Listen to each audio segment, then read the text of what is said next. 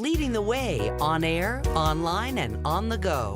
From WLWT, this is Issues.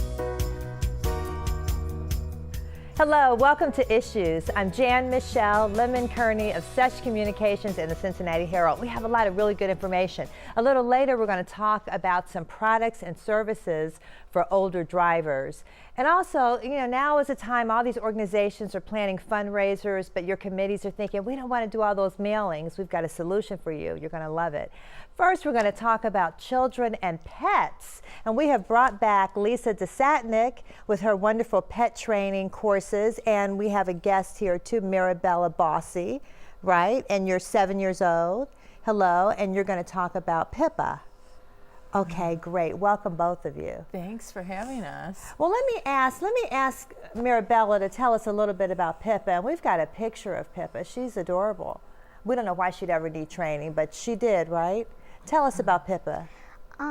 Well, she's really cute and cuddly. And she is, and there's a picture up there. And she's what, 8 months old, Mirabella? Yes.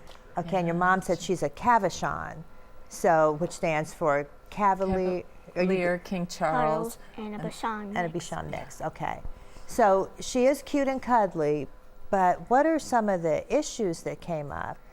Well, at first she wasn't really house trained, so that was a really big problem. It makes her not so cute to parents. No, not as cute. And your mom said she noticed, and which is why she called Lisa, that she wasn't real comfortable around you, which was probably a little off-putting for you, right? So what was happening with Pippa? Well, she started backing up from me, and she just wasn't really happy around me and all that. Okay, and we want her to enjoy you because you obviously love her very much, and I'm sure she loves you. So what kinds of things did Lisa help you do? And Lisa, you can pitch in too. Okay. Well, she helped me make Pippa kind of like me a little more than she did. Because I'm sure she liked you anyway, but not as much, so. Okay, maybe some of the things you did, Pippa wasn't happy about. So that's what the are some thing. things? What do children do? Honestly, this is so common, and so Mirabella is a wonderful example because she's doing fabulous with. And Pippa. Mirabella is just so adorable, so we know every puppy would be so happy to be with Mirabella. But here's the thing: kids love dogs, and they love having their pets, but they don't always know how to be a good friend to their dog, and they don't understand how dogs communicate. And just naturally, they're very active and they move in ways that may be unfamiliar to a dog, and so it can be off-putting to a dog. So I'm really all about strengthening that relationship, and so it's about educating the kids what to do and what not to do, but also teaching parents what to do and not to do to help to set them up for success and set their dog up for success so that we can strengthen that relationship and prevent dog bites down the road. Well, give us some do's and don'ts. Let's start with maybe some don'ts. What are some things, and I was saying how my son Asher and his friend Sabine would get right up in our puppy's face, and that, not a good thing. You're tempted to because Pip is so cuddly, right? So you want to get up and cuddle and kiss her, but Yeah, what are some things we talked about not doing in front of Pippa? Yelling, screaming, which isn't that much, but what I do. But well, I have to get down to her level if I want to pet her, hug her. Oh, okay. No real big bear hugs. Okay, as opposed to having standing up and doing that. So a lot of times when they lean over a dog, that can be intimidating to a dog, and we'll see the dogs start to show body language that we may not understand. So it's important to know how they right, exactly. We all do. Big bear hugs can make a dog uncomfortable, leaning over the dog, picking the dog up. What about kissing dogs? Is that a no-no? No, you can kiss with your hand. But you don't want to put your mouth right in the dog. You don't want to put your face that close to a dog's face, right? Yeah, no jumping on the dog, no. And the excited behavior, for a lot of dogs, that can get a dog really aroused. So we want to be careful about the activity level that's around the dog. So doing the wild and crazy stuff away from the dog. But we're also teaching her then to build positive associations with Pippa and to do positive things. Let's talk about the walking backwards. That means that I should just stop and that I shouldn't do anything because, well, it means she doesn't like it, so. I think you were talking about something else. I was talking about the dog training, but this sounds interesting. Go ahead, Lisa. So she's learned that if Pippa takes a step back, that's a sign Pippa's saying, you know what, there's something I'm just not feeling quite right here. So then that's your sign to say, okay, I did something. So Mirabella, you've learned how to read those cues. Yeah. So you're kind of speaking Pippa's language then. That's really good. But at the same time, we want to build that association that we want Pippa to see her as a good thing to approach and to be near. Right. So you're doing hand targeting, to teach Pippa that the hand is a really good thing.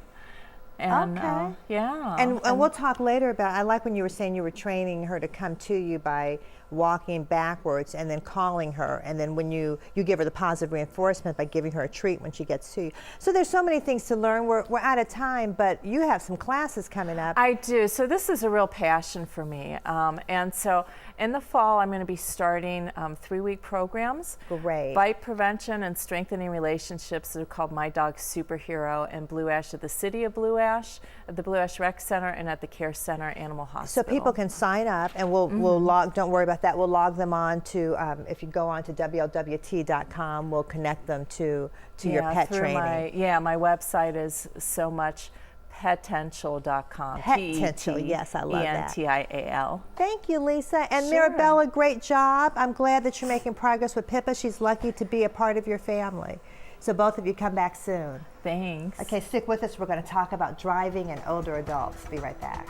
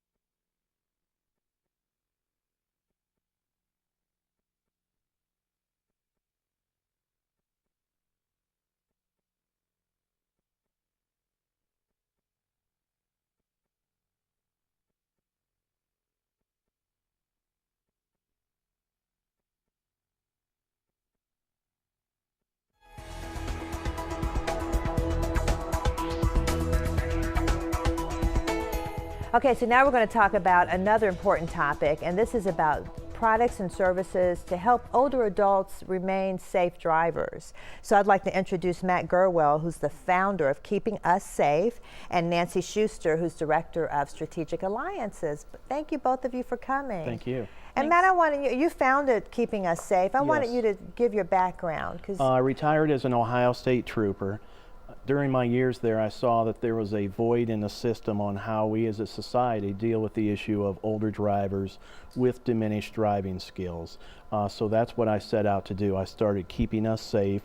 We deal with nothing but the issue of older drivers with diminished driving skills. And you saw a lot of this, I'm sure, as a state patrol I sure did. officer. So yeah, and people don't want to give up their their driving privileges or their driver's license. It really helps us be independent. I mean, everybody likes to drive. Absolutely. So that's got to be tough, but there are some things we can do, right, Nancy? And you said there's some products and services. Tell us about some of those. Sure, we've got Keeping Us Safe has a workbook that is really designed to help the family and the older driver with diminished skills work through the process.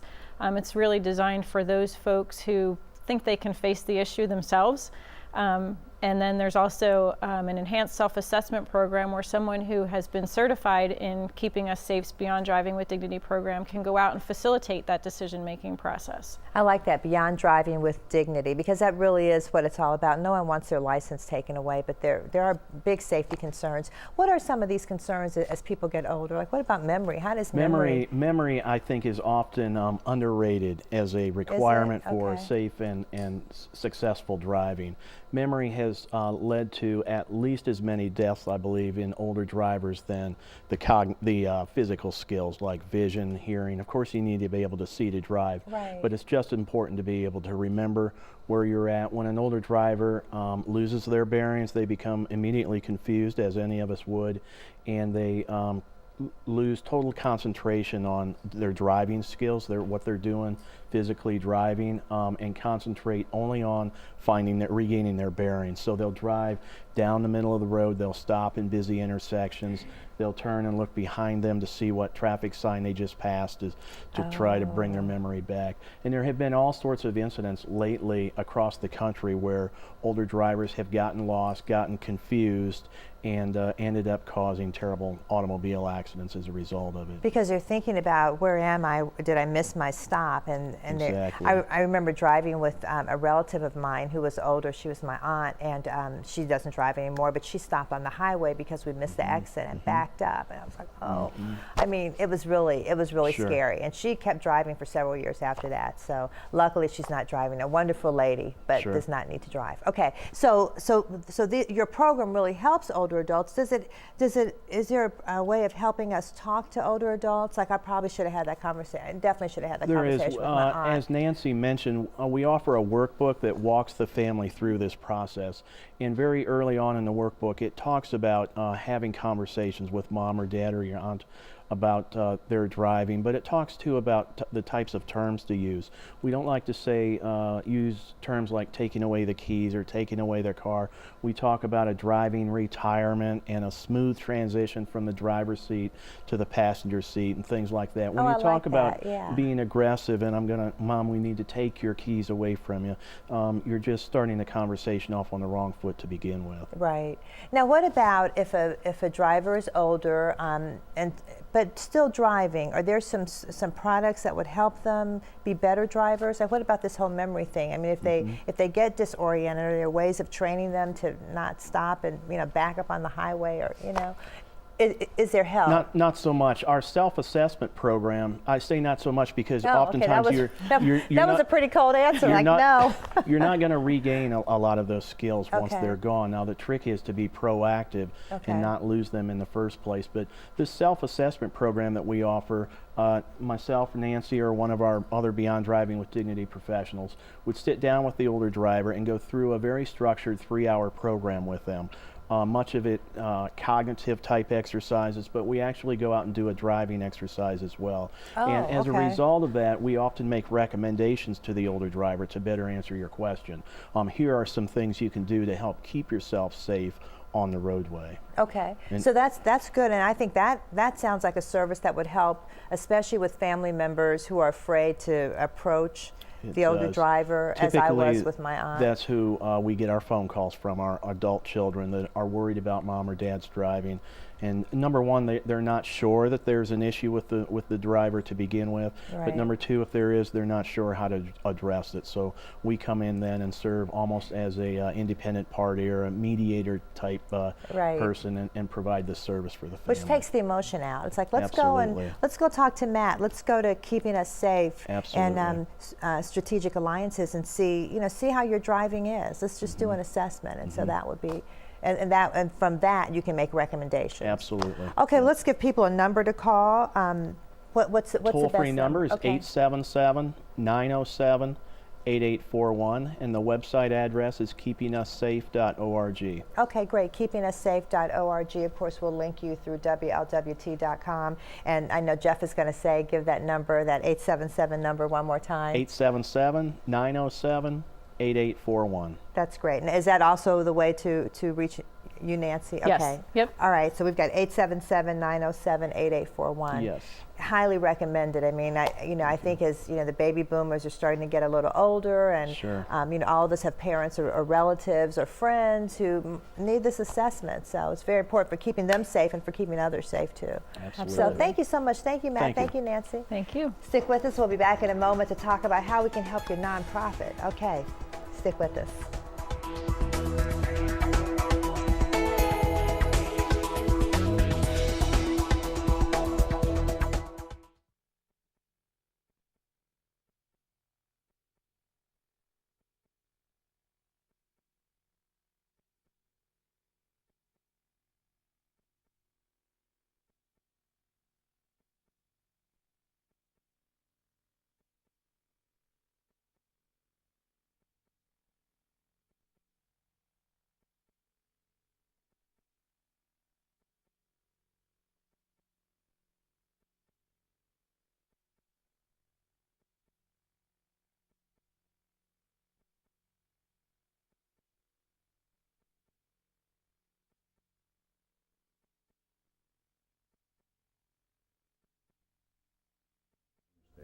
Yeah, he and Asher went. Right. Yeah. Then I went Friday and Saturday. And after Saturday, I know.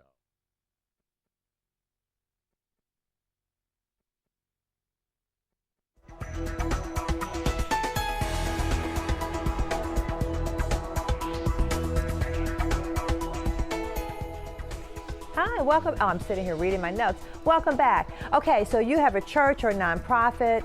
The big thing about fundraisers is how do you get those mailings out? I'm working on the NAACP Freedom Fund dinner. We've been talking, everybody complains about, we've got to stuff all those envelopes, but Pete McConaughey has an answer for us. Okay, so let's talk about direct mail marketing. Yeah. And we should say the company is Premier Mail and Fulfillment, yeah. located in Blue Ash. We are a direct mail marketing company that specializes in obtaining maximum postage discounts for our customers, and as you mentioned, nonprofits tend to get the largest discounts from the U.S. Postal Service, so we assist those organizations in maximizing their savings. And really, let's talk about the whole bulk mailing thing, because if you have at least 200 pieces, you can do bulk mailing, and how does that help? Yeah, basically what we're doing on behalf of the post office is sorting the mail, cleaning the mail, which are things that the post office will sort the mail if you were to drop it into a mail box. We're doing that on behalf of the post office, so in turn the post office provides us, and we turn that discount over to our customers. That's wonderful. So it really can be cheaper. Oh, much cheaper, yeah. Nonprofits receive the maximum benefit in regards to bulk mail discounts. Instead of a 49-cent stamp on a piece of mail, a nonprofit can obtain a savings of up to 80%. So it can go as low as 12 cents per piece. Oh my goodness! Just think of that. So here are these organizations trying to raise money, and they're throwing it away on postage. Absolutely. Really, when they could do the service. Absolutely, yeah. Our service includes we'll inkjet the addresses directly onto the envelope, so we're saving the clients' monies, and most clients try to use labels. And so you're talking about a labor-intensive, matter of placing those labels. We clean the list. We have something called an NCOA, which is a National Change of Address database. We will run the organization's mailing list against that database and provide that organization with changes of addresses or addresses that are no longer good.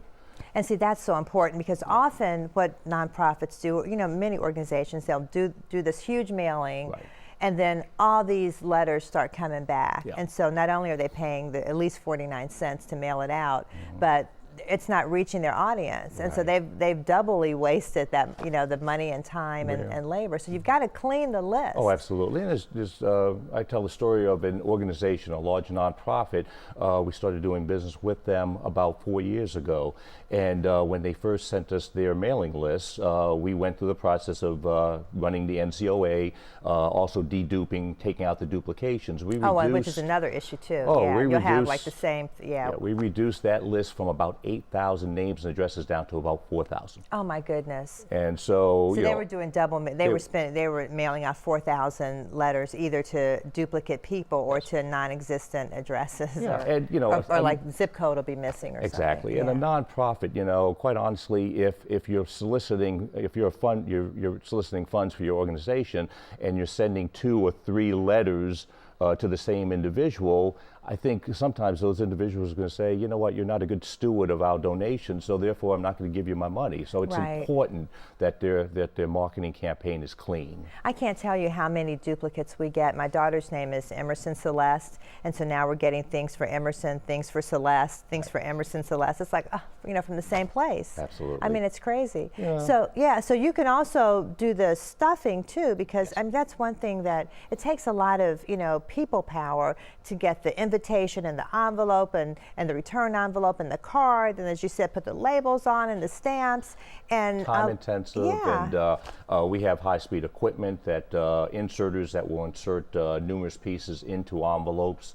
You know, I remember one of our clients came to us and said that all of her volunteers were leaving because their organization had grown from 200, you know, letters per quarter to 2,000. Wow. And you know, trying to get the volunteers to come and do that work was pretty labor intensive. So then she turned to us, and we were able to save her money, not only as far as saving, you know, keeping her volunteers friendly with her, but also saving her money in the postage. And I was going to say, there's so many better jobs for volunteers to do. They could call people to make sure they got the invitation. They could do, you know, on the phone fundraising. Right. I mean, all kinds of things. They could work on other projects that would really help, as opposed to stuffing envelopes, and that's something Premier can do. And another thing too, the postal regulations in regards to bulk mailing are very specific.